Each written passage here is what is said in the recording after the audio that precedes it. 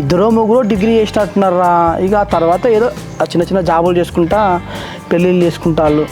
మనం బీటెక్ అని ఎంటెక్ అని ఇవన్నీ చదువుకుంటూ ఉండేసరికి ఇక మనకి పెళ్ళి మీద జాస ఎక్కడుతున్నది. సరే వచ్చే సంవత్సరమో ఇంకో సంవత్సరం 2 సంవత్సరాలు చేసుకోవాలి ఇక పెళ్ళి మనం కూడా. ఏందన్నా ఇంకా 2 సంవత్సరాల? మీ ఫ్రెండ్స్ అందరికీ పెళ్ళిళ్ళే పిల్లలు కూడా పుట్టిర్రు, కొందరైతే స్కూళ్ళల్లో కూడా పోతారు.